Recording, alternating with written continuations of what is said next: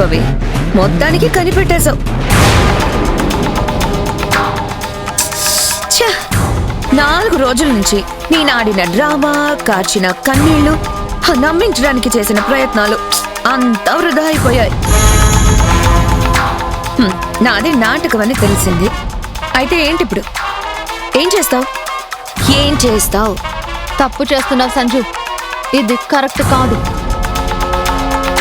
నువ్వు చేసిన పనికి అందరూ అక్కడ బాధపడుతున్నారు.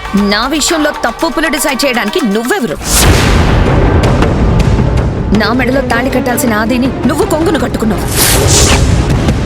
వాణ్ణి నా వాణ్ణి చేస్తానని మాటిచ్చి రోజు రోజుకి ఆదికి నువ్వు దగ్గరవుతూ నాకు దక్కకుండా చేస్తున్నావు.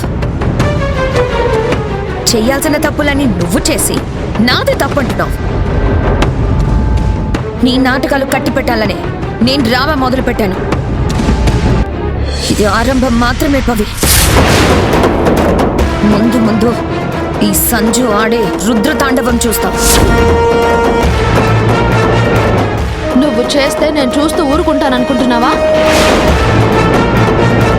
నా ఫ్యామిలీ జోలికొచ్చినా వాళ్ళకి చిన్న హాని కానీ బాధ కానీ కలిగినా అస్సలు నేను క్షమించను. Super super. నువ్వు బయటపడ్డా, నేను బయటపడ్డాను. ఇప్పుడు అస్సలు ఆట మొదలవుతుంది. ఇప్పుడు చెప్తున్నాను విను. ఆదితో సహా ఎవ్వరిని వదలను. మీ కళ్ళల్లో జలపాతాలు సృష్టించి మీకెవ్వరికి నిద్ర లేకుండా చేస్తాను. సంజు, నీ మంచిగా చెప్తున్నాను. ఆదిని నీ మనసులో నుంచి తీసేయి. వెళ్ళి కొత్త లైఫ్ స్టార్ట్ చేయి. అనవసరమైన పంతాలకి పోయి నీ జీవితాన్ని నువ్వు నాశనం చేసుకోకు. నీ నీతుల్ని గొయ్యి తీసి పాతి పెట్టుకో. ఆదిని మనసులో నుంచి తీసేసి కొత్త లైఫ్ స్టార్ట్ చేయాలా? అది జరగదు.